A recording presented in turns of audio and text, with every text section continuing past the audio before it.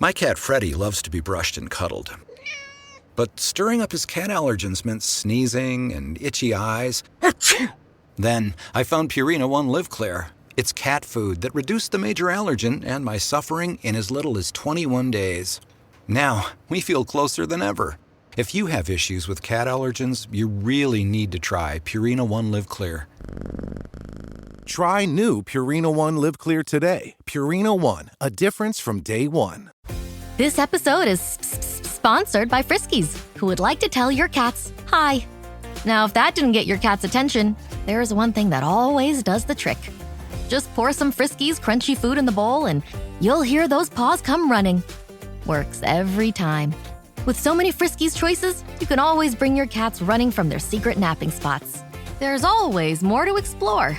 See for yourself at friskies.com or visit your local store.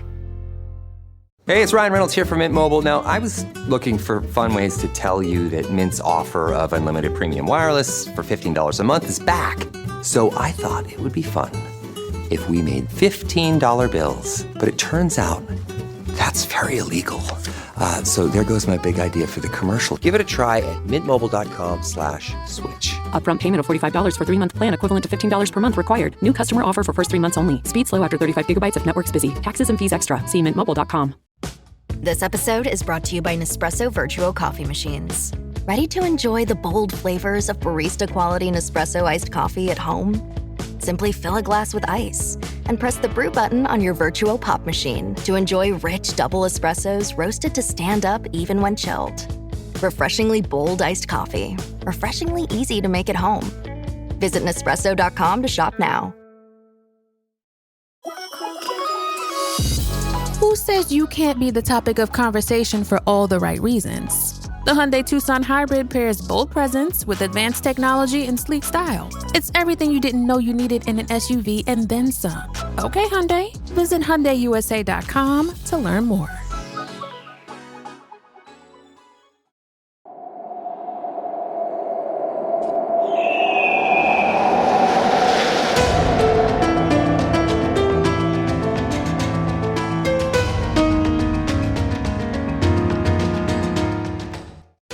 Hello and welcome to the Assassin's Creed Lorecast. We are so excited to bring you this show.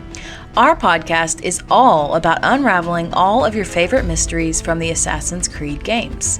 Each episode will be talking about a different topic in the Assassin's Creed universe.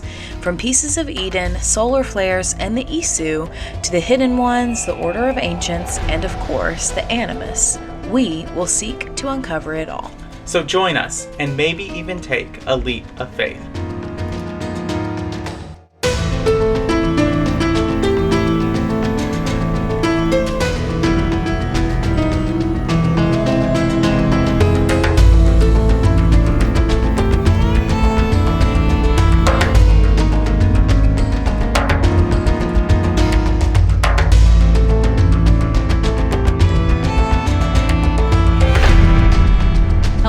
Welcome to the Assassin's Creed Lorecast. My name is Shelby. You also know me as She-Cup, and I'm joined here with my co-host. Hey, I'm Austin or Teacup.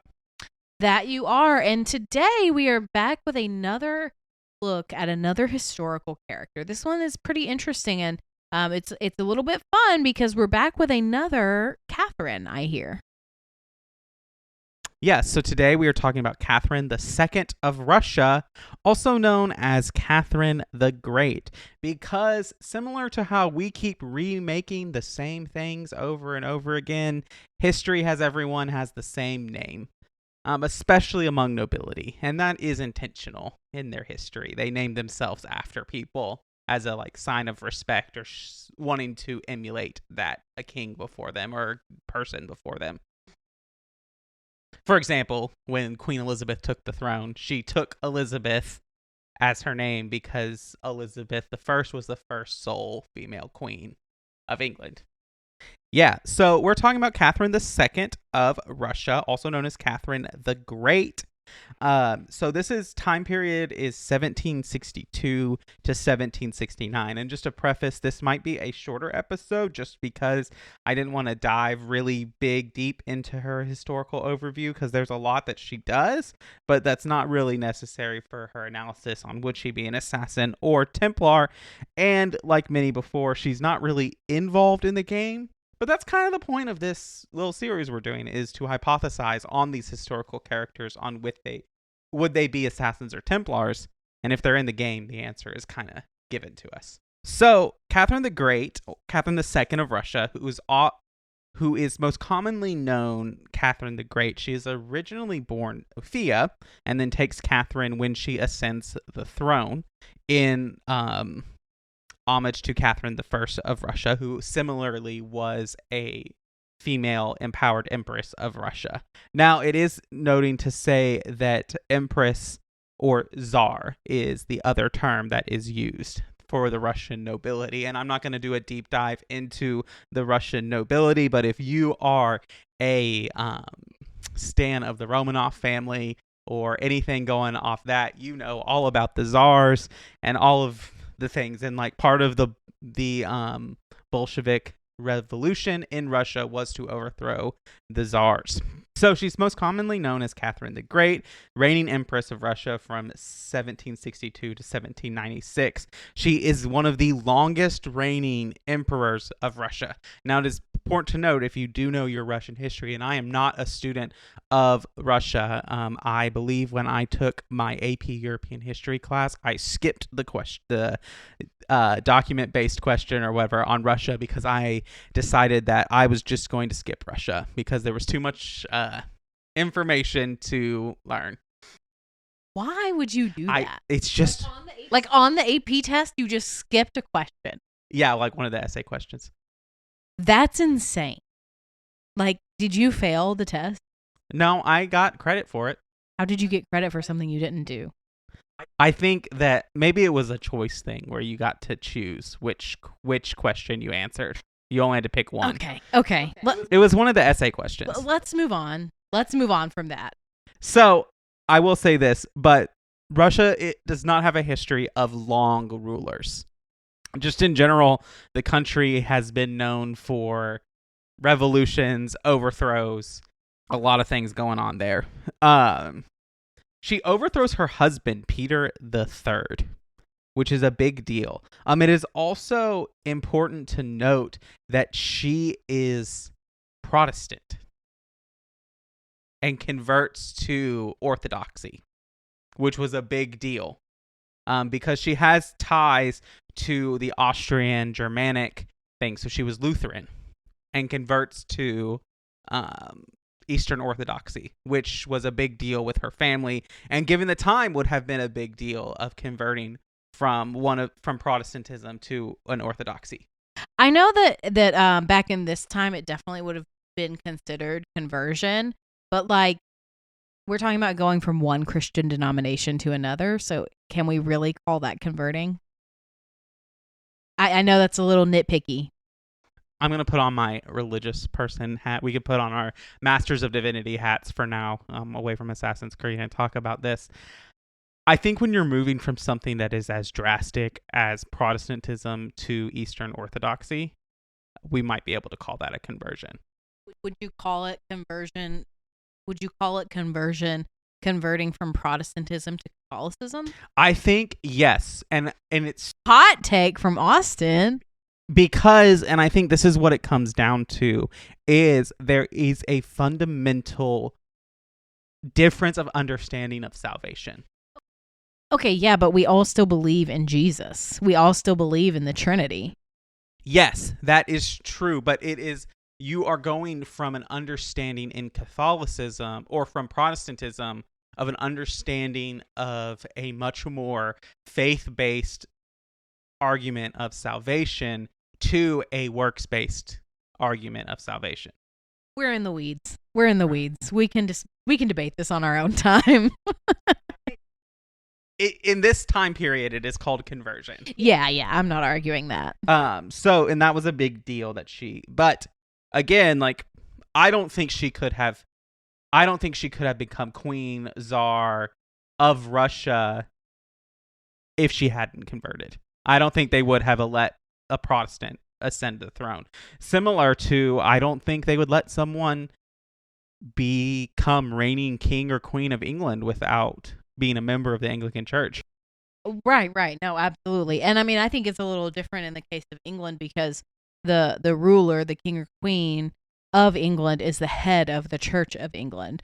So like you have to be religious in that sense in England. And I don't know how Russia is, but I don't think that that's the same context.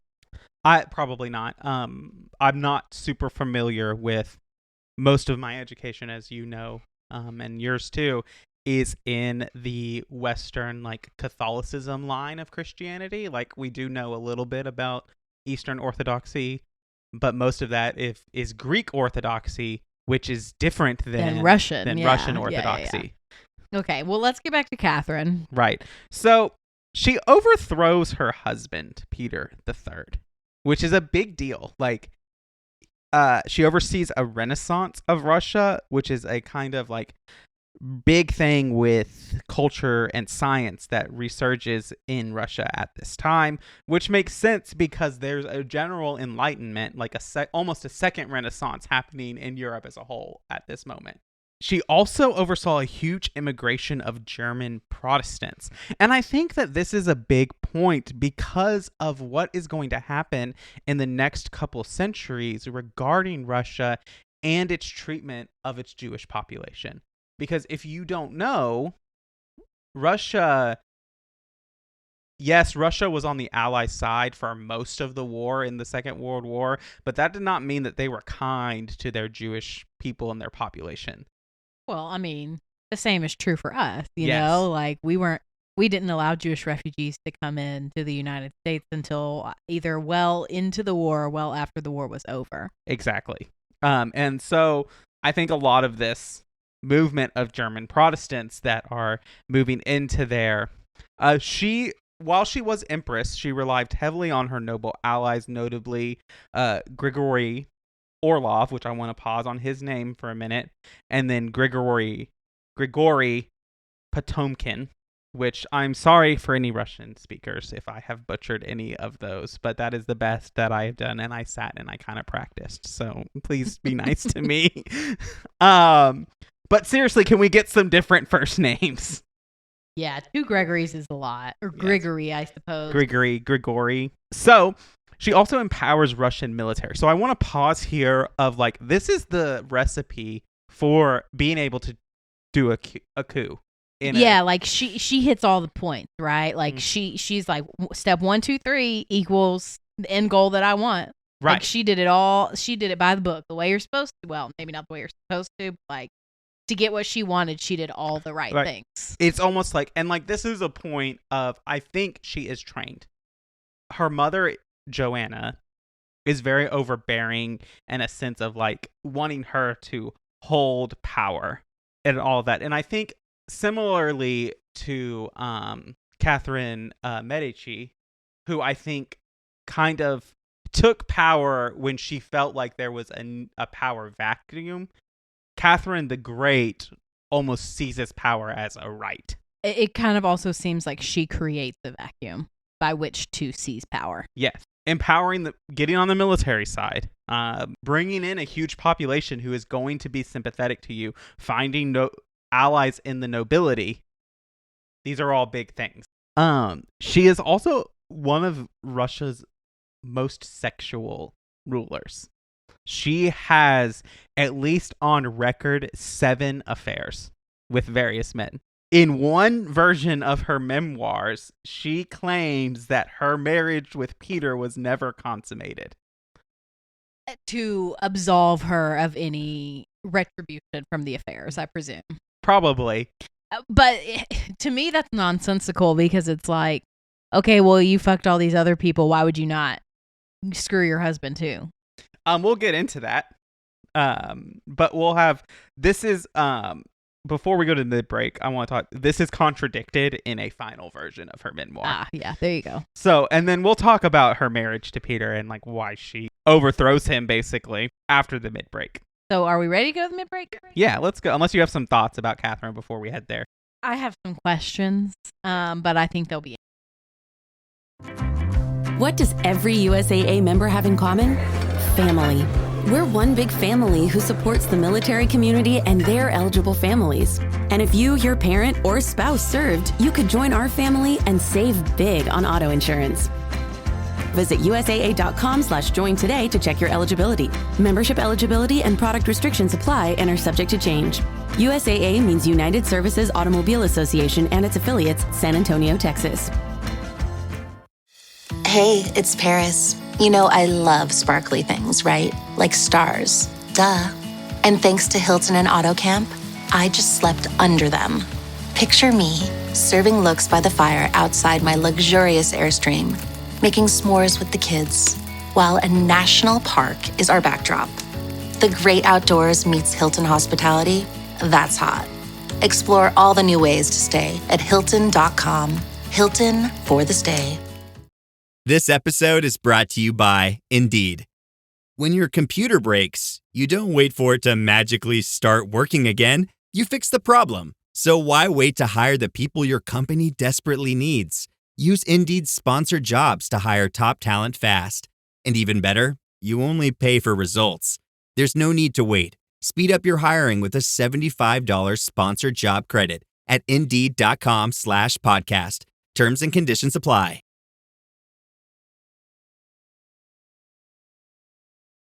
Ma cos'è? Shoot! Shoot a flying demon! Quite a carriage you got there.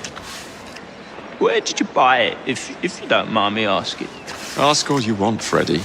You'll never get an answer. Damn it all.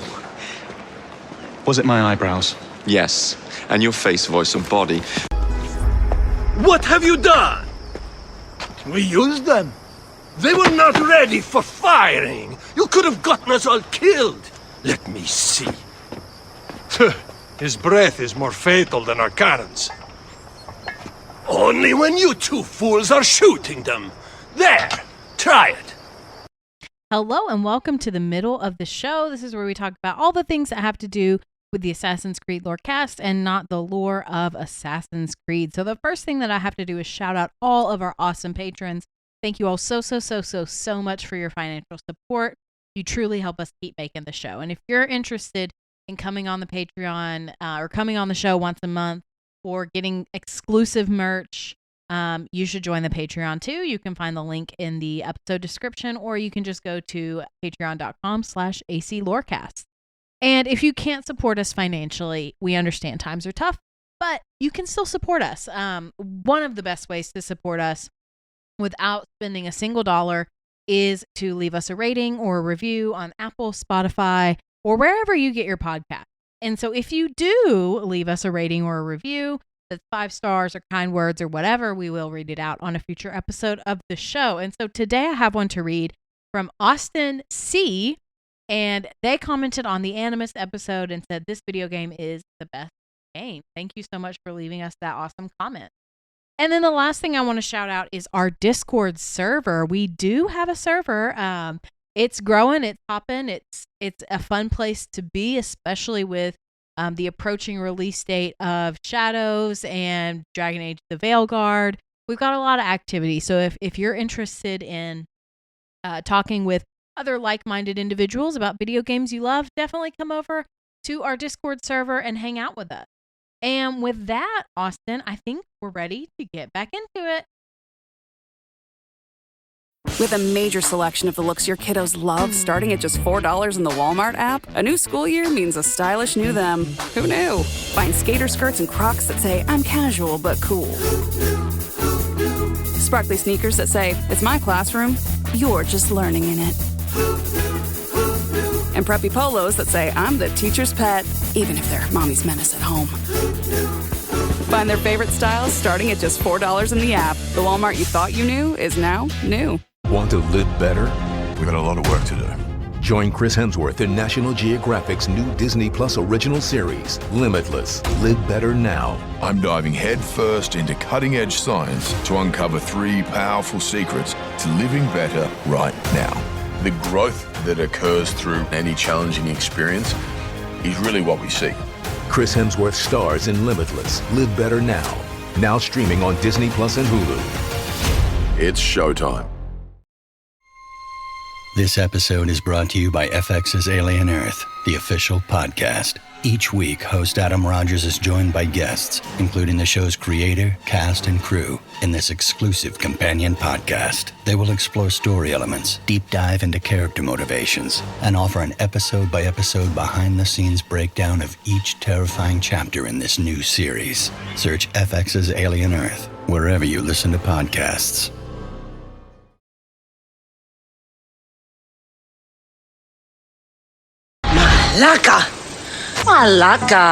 Malaka.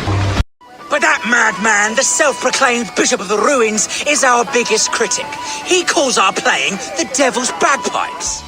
I will sleep with anyone as long as they agree to be executed in the morning. Like Xantivis. He was well satisfied with his bargain. Who is this toothsome fellow? My queen, this is, Well? It is a generous offer, but I've already pledged my life to this woman. Aya, you have chosen well. All right. So, as I was saying, she claims that her memoir that her marriage with Peter was never consummated. It's later contradicted in a final version. She claims that Peter was detestable for his pale complexion and his fondness for alcohol. So basically, he was pasty and he was a drunk. Imagine someone hating you because you're too white. I know, right? In Russia. It's hilarious, actually. Right, like, isn't that everything there is to do in Russia? Be white and drink? Right, I think that's a little stereotypical of the Russian That's people. fair. But That's fair. yeah, I mean, I just think that's really funny. He was detestable for his pale complexion and his fondness of alcohol. I mean, let's talk about it. I mean, it is a cold country.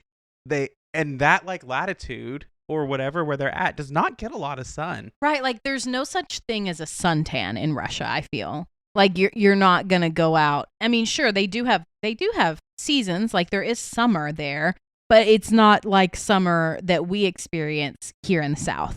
It's not summer like you would experience in Texas. Right. It's not even summer like you would experience in Michigan or Illinois. Right, exactly. And so I'm just wondering, how pale is this man? But okay, so he's detestable because he's pasty and he's a drunk. And I honestly think that is the lowest reason of why he's actually detestable. So Peter III supports Prussia, Russia's major enemy, during the 7 Years' War. So that is check number 1. Apparently the 7 Years' War is beyond just France and England, which I did not know. Why does he support them? He has ties and is very buddy-buddy with their, it's not Archduke, but like their head person. And he's supporting them against Austria. And that is the big thing, especially for all these German Protestants that Catherine is bringing over, who are more sympathetic to Austria.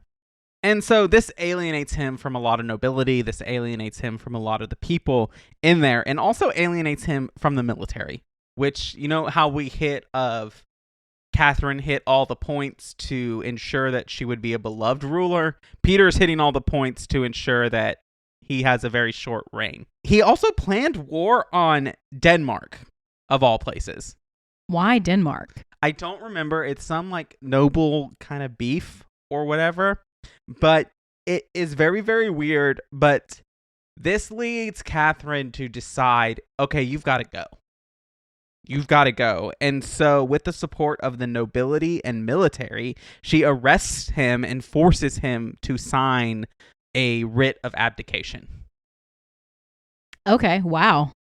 And so I want to pause here and say that a plot to overthrow him is discovered and one of her agents is discovered, and basically her noble allies are like, you have to do this now. Like, if you're going to do this, we have to move now. Otherwise, we're not going to be able to do it.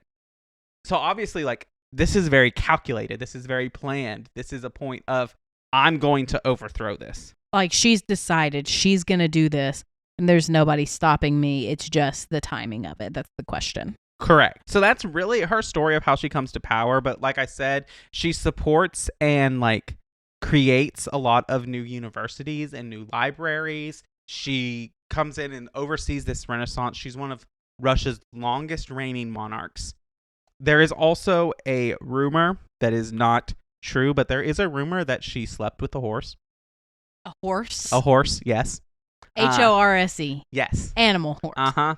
Which is not true, but is a rumor that has been circulated about her. Okay, but why has, like, how? I need more information, please. I think, and this kind of comes back to, I think, also around the time, because she's not that far removed from Elizabeth I of England.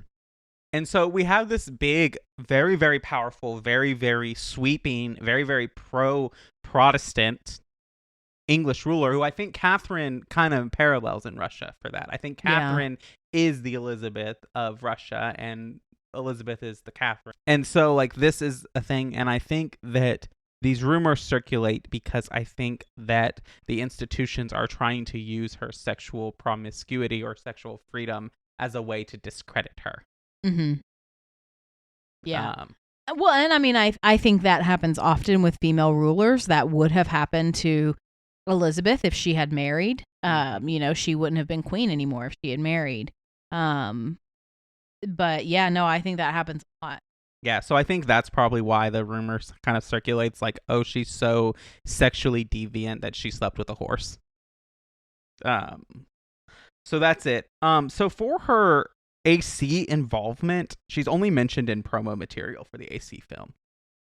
Oh, how is she mentioned in that? I think it's just like, so really the AC film kind of leans into Abstergo entertainment and Abstergo research. So I think she's mentioned as like a character that is like a potential promo or something like that.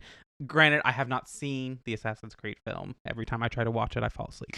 Yeah, I've tried to watch it twice and I've fallen asleep both times. Right. I know there are huge movie stands out there who think it is interesting and good, but I'm sorry, I have a lot of pacing issues. Yeah. So I do want to bring something up really quickly before we get into our super deep dives into what we think about her in regards to Assassin's Creed. So I did look up the longest reigning rulers of Russia, and she is number 4, I believe. Longest woman for sure, but she is number 4 after Ivan the Terrible at 50 years, Ivan the Third the Great, 43 years, and then Peter the Great at 42 years. But I guess Putin is probably coming up close on her. Probably. Though I guess is Putin really a monarch? Well, I mean, the question isn't who's the longest reigning monarch. The question is who's the longest reigning ruler. And I mean, he's not a monarch, nor is he an elected official. He's a dictator. Right. Yeah, he's probably reigning pretty quickly. Or he's probably encroaching on how. I mean, he's been head of Russia my entire life. Like since 1999, I think. Yeah. Yeah. So he's not quite there yet, but he's getting close. Which is, man, can we talk about his lip filler for a minute? It's really bad. I know. Okay, anyway. It just don't. The Russian bots are gonna come and get you. Look, we're already banned in Russia. Like, it's fine. Oh yeah, we are. I forgot. Anyway, so back to the assassin or Templar. I think there's a lot of evidence that supports her being an assassin. She supports very assassin-y things. Freedom of religion with the German Protestants, freedom of funding for public education. These all lead to a more educated society, a more free society, which would lead to assassin ideology. So I want to talk about one of her noble allies, the Orlov family. There's an assassin family that is Orlov.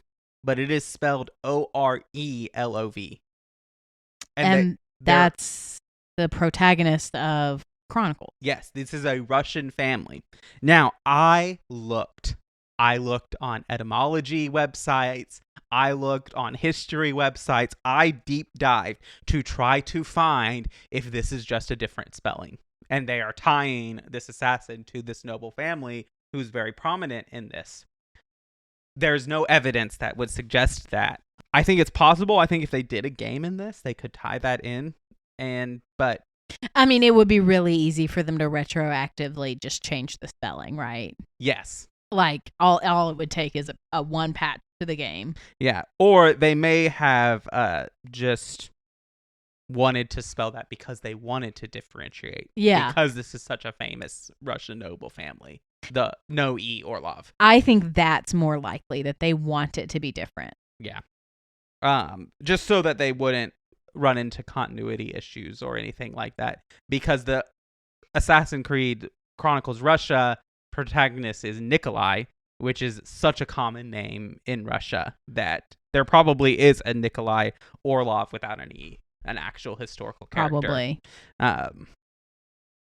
Templars, like I said, there's not a lot other than being tied to these noble families, and like the calculatedness of her overthrow is very, very Templar. It is. And just like the movement and the way she's doing all of that, her ties to nobility could suggest Templar involvement. I want to say that overthrowing the government is on brand for both groups. For sure. It for sure is. I think, okay, so you're actively arguing for assassin. I don't really think I can take a stand. I don't You know. have to. That's the point of the episode. I think for the point of the episode and for the sake of argument, I will advocate for assassin. Okay, well, I have thoughts. So I do agree a lot of the things she does is very assassin-y. But I think for me, the thing that makes me lean toward Templar for her is she doesn't seem to be particularly, what's the word? She doesn't seem to be particularly like magnanimous or like doing good things for the sake of doing good things. Like she's doing things because she wants to get people on her side or because she wants more political power, which I think is a very Templar action. But I think at the end of the day, the thing that makes me say mostly that she leans Templar is that her goal in overthrowing Peter is to attain power, but it's also to strengthen Russia because she sees him as a weak ruler. And so I feel like strengthening your state, strengthening your countries politically is very Templar thing to do. I feel like assassins are much less concerned with, individual countries and states. They're concerned more with their cause, whereas Templars are concerned with getting people in power in every state. Mm-hmm. I think if I had to guess, I think Catherine the Great would be similar to Napoleon in this. When we're looking at this kind of story in this, Napoleon in Assassin's Creed is not like an outright Templar, but he is power hungry and he is a friend of Arno and he helps Arno in a lot of ways. But Arno doesn't trust him like he would an assassin ally. He doesn't trust him to have the benefit of the people, similar to how Connor feels about George Washington as well. Of like Connor trusts Washington and thinks Washington is a good person for the most part. I think that if you pressed Connor and asked him, he would say yes, Washington is a good person. But he doesn't trust Washington to act in the best interest of the people. He trusts Washington to act in the best interest of Washington. Right. And I think that your comment about Napoleon being power hungry perfectly illustrates the point that I have about Catherine. I think I agree. She is power hungry.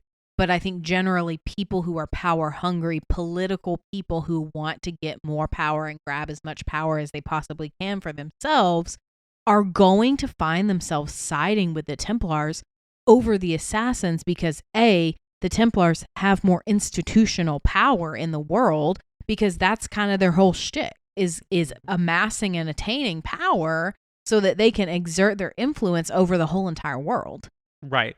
And I think that this would lean, at least Russia's history as we know it, is not a very big assassin stronghold, mainly from the leadership in modern day from Galena's mother, who goes crazy with the animus. And Yikes. to the point that, like, in the modern day, Galena is really the only Russian assassin. Like, of all of them? I think there are others, but she's the only one we're really featured to. Yeah, and I mean, I do think part of that is just like we don't get to know about every single assassin ever, right? But and I think, and we know that the czars in history have pieces of Eden. Like the czar's staff is it's either a spear or a staff, a stave of Eden. Do we know? And this may be something we cover in a future episode. But do we know when the whole Romanovs get killed and the revolution happens, do we know which side is participating with the Templars and versus the Assassins? I believe that Nikolai Orlov, and you're racking my brain for a little bit, so I would have to do a little research and think about that. That's his story. His story takes place a little bit in this Romanov revolution, and he, in either some comics or something like that, helps the Romanov family. The way the Bolshevik Revolution happens, and especially with like Lenin and Stalin and all of these like revolutions that happen,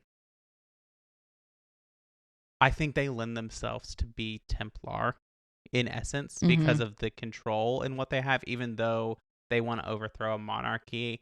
I don't think that the Romanov czars were necessarily bad people who were acting in interest of themselves or didn't want good things for Russia. I just think that the tide was turning in a different direction and they weren't keeping up with it.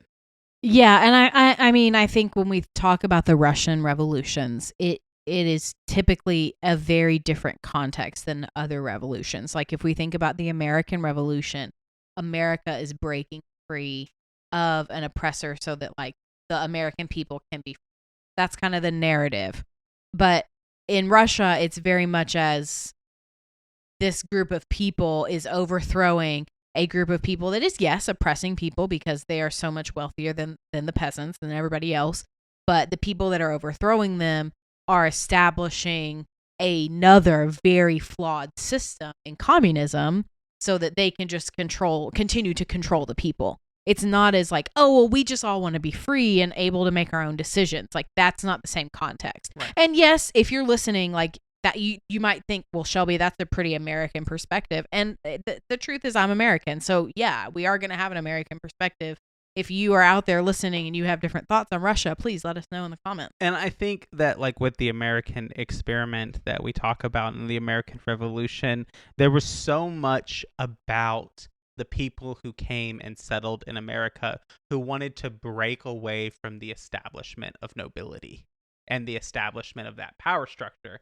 And, you know, you and I are some of the first people to talk about the founding fathers of America and how, like, these are not good people. Right. They owned people. They wanted freedom for white landowners. That's what they wanted. Male landowners. And that is the reality. But they really did not like the concept of nobility. And they were, I would say, as a whole, Americans in our history, one of our defining things is that we are anti-nobility. We don't have nobility in our country. I mean, you could argue some political dynasty families or celebrity families have replaced that kind of nobility, but we really don't have a structure of nobility like you see in other European countries. Yeah, we don't. That's true. At most, we have our nobility is wealth, like at most. But I think that that's a big difference between America and like there are other, especially in the Americas, not just the United States, but in the Americas generally, that is the case. Yeah, definitely that is the case, and that is a big difference between like this side of the world and the European eastern side of the world. But with Russia, and I think the French Revolution too is, I think a lot of the Bolshevik Revolution and the communist uprisings is similar to Robespierre and the French Revolution and the Reign of Terror, of like they're championing this change and freedom and good things for the country, but then they come in and things turn to crap because of power-hungry people. Yeah. We are fortunate in America that George Washington stepped down after 2 terms. Yeah, absolutely. So, we are a little off topic in the weeds today, which is totally fine. But we're almost out of time. So, wrapping up, moving back over to Catherine, were there any final thoughts that you had? I think this time period is ripe for an Assassin's Creed game. I think even Catherine just being an ally of something like the Medici family in Assassin's Creed 2, whose power changes off screen, but we see that. I think that would be a good thing of like Catherine starts as an ally when she's just, the wife of Peter and princess of Russia. And then time skips and she's now empress. And we're trying to see there. And maybe a similar thing to Cleopatra where, you start as our ally, but as you get drenched in power, she turns and has to be an adversary. Yeah, I was going to say I find her story pretty similar to Cleopatra's, but I feel like she is so much more politically savvy. And so it would be an interesting contrast to have both of them in a game. And I will say this, story-wise, Catherine was trained to be empress. Mm-hmm. That is what her mother instilled in her. Right. It's very Kate Middleton coded. Yes. Yes. Very similar, except she's not a commoner. Well, yeah, but Kate's mother trained her to be a princess, basically. Right. All right. Well, I think that is all we have for today. So we're ready to wrap it up. All right. Well, thank you all, as always, for bringing the research. This was a really interesting topic. I know we've had a few characters over the past several weeks, whatever, that have been kind of tangentially or not really related to Assassin's Creed. So I'm interested in the next couple weeks to dive into some that are. But as always, thank you for doing the research, and thank you all for listening to the Assassin's Creed Lorecast. We'll see you next time.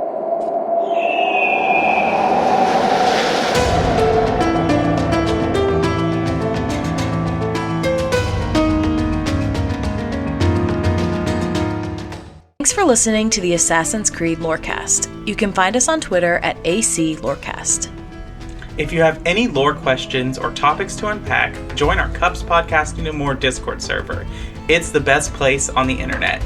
You can also support us financially through our Patreon. Find us on patreon.com/Assassin's Creed Lorecast. The Assassin's Creed Lorecast is part of the Robots Radio Network. For more information about the Robots Radio Network, join the Discord server via the link in our episode's description. If you enjoyed the show or learned something new today, please subscribe, leave us a review, and join the Patreon. And if you enjoyed our intro and outro music, make sure you give a big thank you to Pipeman Studios. Thank you, Pipeman.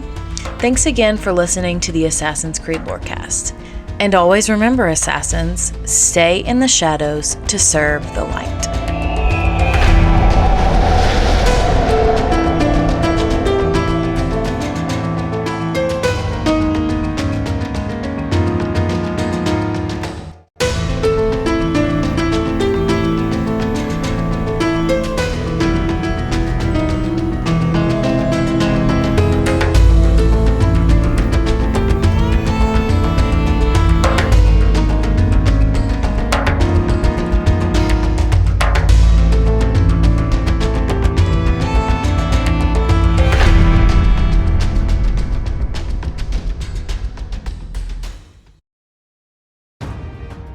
Have you ever wanted to deep dive into the lore and stories behind all your favorite Marvel movies? Then do we have the show for you? I'm Captain Shenko. And I'm Psych88. Join us as we dissect the media megalith that is the MCU. We'll talk about the origin stories, the fights, and everything in between. The MCU Lorecast releases on all major podcasting platforms on Mondays as part of the Robots Radio Rocket Club and can be found on Facebook, Twitter, and Instagram.